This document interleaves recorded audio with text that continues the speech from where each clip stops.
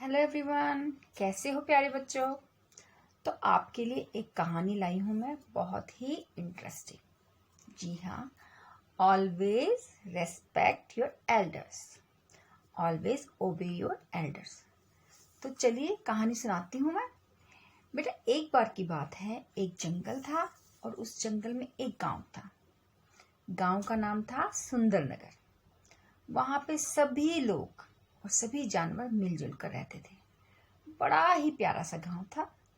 सब बहुत ही ज्यादा एक दूसरे की मदद करते, एक दूसरे की सहायता करते।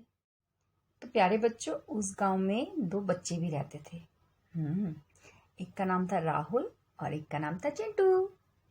राहुल जो था वो बहुत ही अच्छा लड़का था। हमेशा अपने बड़ों की बात मानता, अपने माँ बाप का आदर करता, शिक्षकों का कहना मानता। वो इतना अच्छा बच्चा था कि सभी उसको बहुत प्यार करते थे। राहुल समय पर उठता और टाइम से स्कूल जाता, कभी भी लेट नहीं होता था। और स्कूल से आने के बाद अपना होमवर्क कंप्लीट करता, और जो घर के छोटे बड़े काम हैं उसमें अपनी मम्मी की मदद भी करता था। वो अपने बड़ों की बात बहुत ध्यान से सुनता था और उनको मानता भी था। और जब शाम हो जाती थी तो वो खेलने जाता था पार्क में। उसके बहुत सारे दोस्त थे, सभी उसको बहुत प्यार करते थे। सब जो उसका सबसे प्यारा दोस्त था उसका नाम पता है क्या था? उसका नाम था शेर खान। जी हाँ, वो उसका सबसे प्रिय मित्र था। सब मिलकर आपस में बहुत खेलते और सभी राहुल को पसंद भी करते। अरे करते भी क्यों ना, राहुल था ही इतना अच्छा। अच्छा, एक और लड़का था दूसरा, उसका नाम था चिंटू। लेकिन चिंटू बहुत ज्यादा शरारती था। वो किसी का आदर नहीं करता था, ना ही अपने बड़ों की बात मानता था। हमेशा सब पर चिल्लाता, झगड़ा करता। अगर उसके पेरेंट्स उसको समझाते तो वो उनको भी बहुत रूडली बोलता, बहुत चिल्ला के बोलता। उसकी मम्मी पापा उसको बहुत समझाने की कोशिश करते, लेकिन वो कभी नहीं समझता। आपको पता है, चिंटू रात को लेट बहुत देर तक जागता और सुबह उठता ही नहीं था, और हमेशा बहाने ढूंढता था कि उसको स्कूल न जाना पड़े। स्कूल में जाता तो वहां भी सबसे लड़ाई करता। घर आता, उसकी मम्मी उसको समझाती या उसको कहती बेटा अपना होमवर्क कंप्लीट करो, तो वो फिर से चिल्लाने लग जाता, सबको डिसऑबे करता। ये सब बातें किसी को भी अच्छी नहीं लगती थी। जैसा कि चिंटू पढ़ाई नहीं करता था, होमवर्क भी कंप्लीट नहीं करता था, एग्जाम में भी उसके कम मार्क्स आए। जब उसका रिपोर्ट कार्ड उसके पापा ने देखा तो उन्हें बहुत अजीब लगा। उन्होंने उसको समझाने की कोशिश की बड़े प्यार से, लेकिन जो चिंटू था वो तो गुस्से से आंख बबूला हो गया और गुस्से में घर से बाहर चला गया। उसके मम्मी पापा बहुत परेशान हो गए और उसके पीछे पीछे गए कि कहाँ चला गया चिंटू।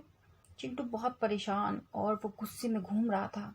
और जब वो जंगल में गया तो उसने देखा वहां पे छोटे छोटे बंदर के बच्चे खेल रहे थे। चिंटू ने गुस्से में एक पत्थर उठाया और जोर से बंदर के एक बच्चे को दे मारा। फिर क्या था, बंदर का बच्चा रोने लगा और उसको रोता देखकर बाकी बच्चे भी रोने लगे और बहुत ज्यादा शोर हो गया। उनकी शोर की आवाज चली गई बंदर तक। जब बच्चों के रोने की आवाज बंदर तक गई तो जो उनकी माँ थी वो बहुत गुस्सा हो गई और गुस्से में वो धीरे धीरे चिंटू की तरफ बढ़ने लगी। बंदर को देखकर चिंटू तो डर गया और वो वहां से भागने लगा और रोने लगा, बचाओ बचाओ चिल्लाने लगा, क्योंकि बंदर उसके पीछे पड़ गया था। जब उसकी आवाज राहुल ने सुनी और शेर खान ने सुनी तो वो भागे भागे गए कि क्यों रो रहा है चिंटू, और उसके माता पिता को भी उसकी आवाज आई तो वो भी वहां पहुंच गए। जब सब वहां पहुंच गए तो जो बंदर था, यानी कि जो उनकी माँ थी, उसने उनको सारी बात बताई कि क्या क्या किया चिंटू ने, कैसे बंदर के बच्चों को मारा। और जब ये बात चिंटू के पापा ने सुनी तो उनको बहुत बुरा लगा। वो चिंटू के पास गए, पहले उसको चुप कराया और फिर उसको उसकी गलती का एहसास दिलाया। जब उसको उसकी गलती का एहसास हुआ तो उसको कहा, चिंटू के पापा ने कहा कि तुम्हें बंदर से माफी मांगनी चाहिए। इधर जब शेर खान ने ये सब सुना तो वो बंदर के पास गया और उससे कहा कि चिंटू को माफ कर दो, वो गलती से उसने ऐसा किया, छोटा बच्चा है। और चिंटू भी बड़ों की बात मानकर बंदर के पास गया और अपनी गलती की माफी मांगी। फिर क्या था, बंदर ने चिंटू को माफ कर दिया। इसके बाद चिंटू अपने मम्मी पापा के पास गया और उनसे भी माफी मांगी और उसने कहा कि आज के बाद वो सबकी बात मानेगा, अपने बड़ों का आदर करेगा, अपना होमवर्क टाइम से कंप्लीट करेगा और पढ़ाई भी करेगा। उसने प्रॉमिस किया कि वो अब किसी से नहीं लड़ेगा और एक गुड बॉय बनकर दिखाएगा। उसकी बातें सुनकर सब बहुत खुश हो गए और चिंटू भी हंसने लगा, सब मुस्कुराने लगे। तो प्यारे बच्चों, इस कहानी से आपको क्या शिक्षा मिलती है? तो प्यारे बच्चों, हमने इस कहानी से यही सीखा कि हमें हमेशा अपने मम्मी पापा की बात माननी चाहिए, उनका आदर करना चाहिए। साथ ही हमने और क्या सीखा कि हमें अपना होमवर्क टाइम पे कंप्लीट करना चाहिए। जी हाँ, गुड हैंड राइटिंग में, और मार्क्स के लिए अच्छे से पढ़ाई भी करनी चाहिए। और क्या सीखा? और हमने ये सीखा कि हमें अपने सारे काम खुद करने चाहिए, स्वयं घर के कामों में भी हाथ बटाना चाहिए। तो आशा करती हूँ तुम आज की सीख को अच्छे से अपनी लाइफ में लेकर आओगे और स्कूल के लिए जल्दी से तैयार हो जाओगे। एज यू नो कि स्कूल आपके खुल गए हैं और अब आपने स्कूल जाना है, तो अपना रूटीन सेट कीजिए और अपने आप को एक आइडल, एक गुड बॉय बनाइए, गुड गर्ल बनाइए। ठीक है बेटा?